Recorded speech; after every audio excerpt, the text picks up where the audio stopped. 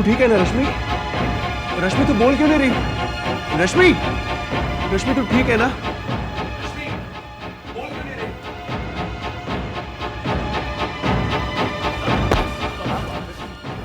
बोलते क्यों नहीं? कुछ तो बोल बेटा, कुछ तो बोल।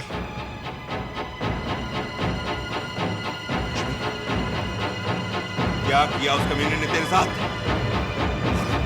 बोल रश्मि, कहाँ है वो? कहाँ है?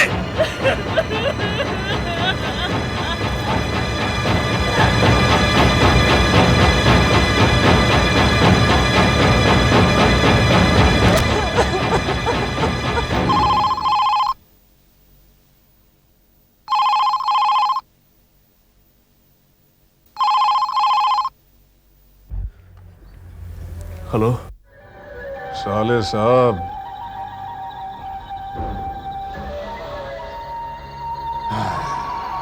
पहुंच गई तुम्हारी बहना घर। बादल, बेचारी फूट फूट कर रो रही हो, और उसके साथ तुम सब भी उसकी बर्बाद हुई जिंदगी का मातम मना रहे हो। क्या क्या करूं उसके साथ? हाँ, एक मंदिर में शादी की उसके साथ, सुहागरात मनाए, और जिंदगी भर के लिए मायके वापस भेज दिया। और कुछ नहीं किया मैंने। बादल तू उसके साथ इतना बड़ा धोखा नहीं कर सकता। धोखा तो मैं कर चुका हूं पंकज, और मैंने जो किया वो कहकर किया, तुम्हें चैलेंज देकर किया।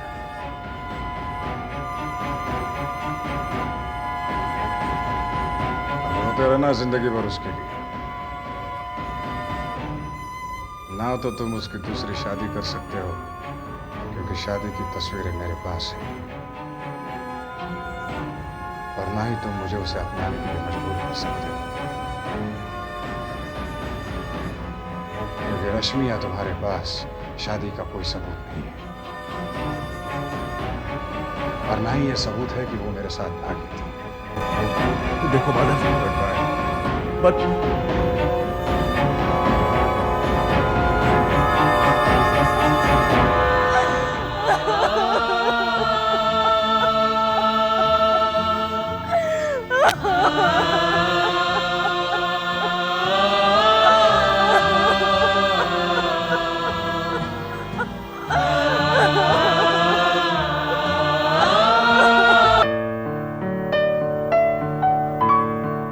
देखो भास्कर, आज मैं तुमसे एक गंभीर मसले पर बात करने आया हूं। भास्कर, आज मैं तुमसे कुछ लेने नहीं बल्कि अपनी बेटी की जिंदगी की भीख मांगने आया हूं। Very good. मुझसे मेरी बेटी छीनकर, उसकी जिंदगी छीनकर, मुझी से अपनी बेटी की जिंदगी की भीख मांगने आए हो? शर्म नहीं आई मेरे दरवाजे में आने से पहले? भास्कर प्लीज, तुम अच्छी तरह जानते हो कि जो कुछ भी हुआ वो किसी ने जानबूझकर नहीं किया, लेकिन आज बादल जो कुछ भी कर रहा है वो जानबूझकर सोच समझकर कर रहा है। उसने मेरी बेटी रश्मि को अपने झूठे प्यार के जाल। मैं इस बारे में कुछ नहीं जानता और ना ही जानना चाहता हूं। भास्कर, वो वंदना की मौत का बदला लेने के लिए रश्मि की जिंदगी के साथ खिलवाड़ कर रहा है। उसने झूठी बातों में रश्मि को फंसा लिया है, और रश्मि मुझ पर हद से ज्यादा विश्वास करने लगी है। देखो भास्कर, इस वक्त बादल को सिर्फ तुम ही रोक सकते हो, सिर्फ तुम ही समझा सकते हो बादल को। तुम पंकज के सगे बाप होकर क्या उसे समझा सके?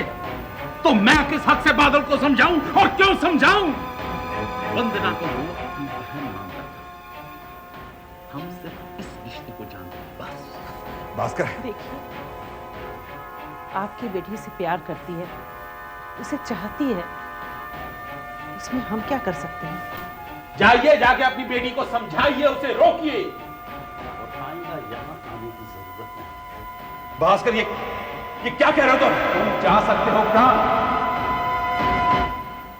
तुम्हारी हिम्मत कैसे हुई मेरे दरवाजे पर पैर रखने की? अरे तुम्हारी सूरत ना देखने का प्रण मैं पहले से ले चुका हूं। दफा हो जाओ यहां से। अंकल प्लीज आप मेरी बात। प्राण अपने बेटे से कहो कि यहां से चला जाए, इससे पहले कि धक्के मार के मैं उसे निकालूं। भास्कर, तुम पंकज के साथ साथ मुझे भी धक्के मारकर इस घर से निकाल दो, 100 जूते मार दो, लेकिन मेरी बेटी रश्मि की जिंदगी बर्बाद मत करो। भास्कर, मैंने क्या किया तुम्हारी बेटी के साथ? भास्कर, बादल रश्मि को लेकर भाग गया है। यहाँ किसलिए आया? आखिर वो चाहता क्या है? तुम जानते हो, तुम अच्छी तरह जानते हो कि वो रश्मि को लेकर कहां गया है। मैं इसके बारे में कुछ भी नहीं जानता और बादल की किसी हरकत के लिए मैं जिम्मेदार नहीं हूं। मैंने तुमसे पहले भी कहा था कि इस मामले को लेकर मेरे पास आने की जरूरत नहीं है। अरे बेटी भाग गई है तो थाने में जाके रिपोर्ट लिखवाओ। भास्कर, प्लीज इतने कठोर मत बनो। अंकल, मैं आपके सामने हाथ जोड़ता हूं। आपकी नाराजगी मुझसे है। बादल मुझे अपना दुश्मन समझता है। आप मुझे चाहे जो सजा दे दीजिए, मैं आपकी हर सजा भुगतने के लिए तैयार हूं, लेकिन प्लीज अंकल, मेरी गलती की सजा मेरी बहन को मत दीजिए। आप जो कहे मैं करने के लिए तैयार हूं। वापस ला सकते हो मेरी वंदना को? मेरी मरी हुई बेटी को जिंदा कर सकते हो? ला सकते हो वापस वंदना को? जाओ पहले वंदना को वापस लेके आओ, मैं तुम्हारी हर सजा माफ कर दूंगा। तुम्हारी बहन तो सिर्फ घर छोड़ के भागी है, मेरी बेटी को तूने दुनिया छोड़ने पर मजबूर कर दिया। तकलीफ पहुंच रही है और उस तकलीफ का अंदाजा है तुम्हें जो हमें हुई है। खोल के सुन, इस मामले में मैं तुम्हारी मदद बिल्कुल नहीं करूंगा। बादल रश्मि को काट के उसके टुकड़े टुकड़े कर दिए। मैं नहीं रोकूंगा उसे, नहीं रोकूंगा।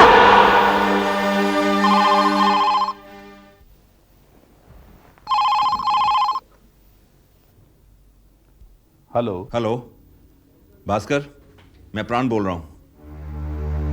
हेलो भास्कर, भास्कर तुम सुन रहे हो ना? मैं प्राण बोल रहा हूं। हाँ हाँ सुन रहा हूं। तुम्हारी बेटी की सुबकने की आवाज और तुम्हारे दिल के रोने की आवाज बहुत साफ साफ सुनाई दे रही है मुझे। यानी तुम जानते हो उस कमीने बादल ने रश्मि के साथ क्या किया है? मुझसे क्या चाहते हो? भास्कर, तुम साफ साफ क्यों नहीं कहते कि तुम चाहते क्या हो? क्यों उस लड़के का सहारा लेकर मुझसे गंदा और घटिया खेल खेल रहे हो तुम? जुबान संभाल कर बात करो प्राणनाथ। गंदे और घटिया तुम हो, एक तो चोरी और ऊपर से सीना जोर। अरे तुम्हारा खानदान घटिया है। भास्कर,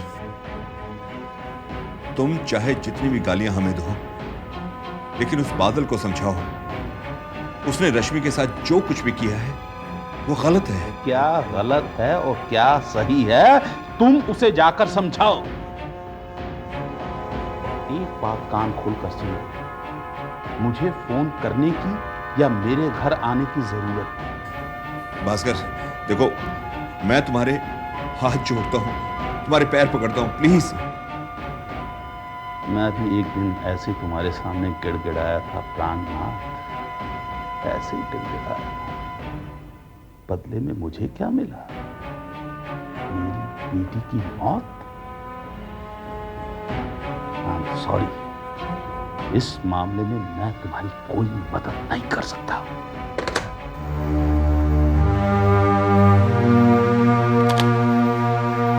बदले की भावना और बेटी की मौत के गम ने भास्कर का दिमाग खराब कर दिया है। और यह भी हो सकता है कि जो कुछ बादल ने किया है वो उसकी जानकारी में किया है। इसीलिए वो कोई भी जिम्मेदारी लेने से साफ मुकर रहा है। जो भी हो बेटा, देखो, इस मुश्किल से निकलने का रास्ता भास्कर के जरिए ही निकल सकता है। मतलब? बेटे, मुमकिन है कि वो बादल के साथ मिला हुआ है, लेकिन अगर वो न भी मिला हुआ हो तब भी सिर्फ वही हमारी मदद कर सकता है। बादल सिर्फ उसकी बात मानेगा, सिर्फ वही बादल को समझा सकता है। नहीं बाबूजी, जब वो खुद समझने को तैयार नहीं है तो वो बादल को क्या समझाएगा? मैं जाऊंगा उसके पास, उसके कदमों में अपना सर रख दूंगा, गिड़गिड़ाऊंगा उसके सामने। शायद उसे मेरी उम्र का लिहाज हो, शायद उसे मुझ पर तरस आ जाए। नहीं बाबूजी, मुझे नहीं लगता कि उस पर कोई असर होगा। अगर वो पिघलने को तैयार है तो मैं उसके पैरों में अपना सर भी रखने को तैयार हूं। नहीं, आप दोनों को किसी के सामने झुकने या किसी के पैर पकड़ने की जरूरत नहीं है। मेरे होते हुए आप किसी के सामने झुके, ये मुझसे बर्दाश्त नहीं होगा। जो कुछ भी हो रहा है उसका जिम्मेदार मैं हूं, और अब रश्मि की जिंदगी बचाना मेरी जिम्मेदारी है।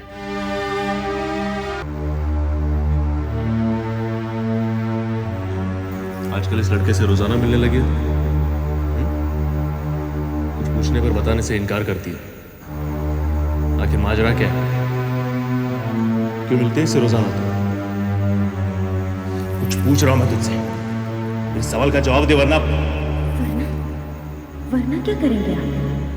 घर वालों को बता देंगे कि मैं आजकल एक लड़की के साथ घूमती फिरती हूँ? बता दीजिए, मुझे कोई एतराज नहीं। जब घर वाले मुझसे पूछेंगे तो मैं बड़ी ईमानदारी और सच्चाई से उन्हें सब कुछ बता दूंगी, क्योंकि मैं आपकी तरह हिपोक्रेट नहीं हूँ। आपकी तरह घर वालों से छुपकर उन्हें धोखा देकर ऐसा कुछ नहीं करूंगी, समझे? और आप जानना ही चाहते हैं ना, तो सुनिए, मैं बादल से रोजाना इसलिए मिलती हूँ क्योंकि मैं उससे प्यार करती हूँ, बिकॉज आई लव हिम, और उसी से शादी करूंगी। देख रश्मि, अब जो मैं तुझसे कहने जा रहा हूं वो ध्यान से सुन और समझने की कोशिश कर। मैं बादल के बारे में आपसे कोई बात नहीं करना चाहती। रश्मि, मुझे उसकी असलियत का पता चल गया है। वो अच्छा लड़का नहीं है, उसके इरादे ठीक नहीं है। रश्मि, बस कीजिए भैया। पागल मत बन रश्मि, प्लीज। तेरी जिंदगी बर्बाद कर देगा। तुझसे कोई प्यार व्यार नहीं करता और प्यार का नाटक कर रहा है मुझसे वंदना की मौत का बदला लेने के लिए। इनफ भैया, बंद कीजिए ये बकवास। मैं सच कह रहा हूं रश्मि, और आज के बाद तू उसके साथ कोई रिश्ता नहीं रखेगी। किस्मत से मुझे कैसे नजराने मिले, मेरी किस्मत से मुझे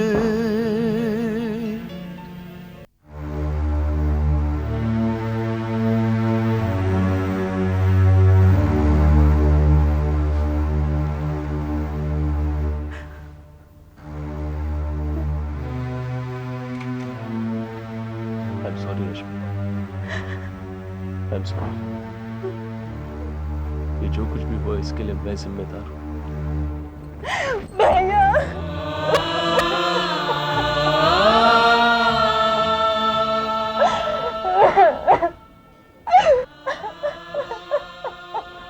आपने तो मुझे रोकने की, समझाने की बहुत कोशिश की थी भैया, लेकिन मैंने आपकी एक भी नहीं सुनी।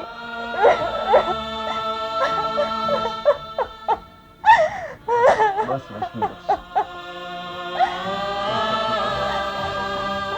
पता नहीं बादल के सर पे कौन सा भूत सवार है, वो मेरे साथ इतना बड़ा धोखा करेगा, ये तो मैंने सपने में भी नहीं सोचा था। अब मैं नहीं जीना चाहती भैया। नहीं रश्मि, नहीं, ऐसा नहीं कहते। तुझे मेरी कसम है रश्मि, तू अपने आप को कोई नुकसान नहीं पहुंचाएगी। तू ऐसा कोई काम नहीं करेगी जिसकी वजह से हमारा जीना मुश्किल हो जाए। हम सबको तेरी जरूरत है रश्मि, हम सबको। मैं जी कर क्या करूंगी भैया?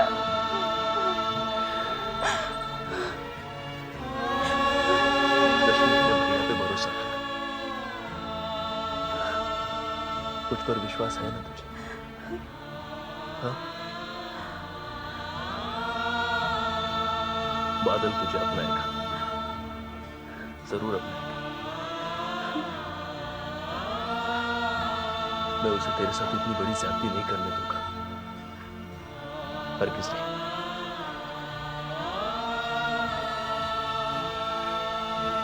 मुझे बताओ कहाँ रहता है?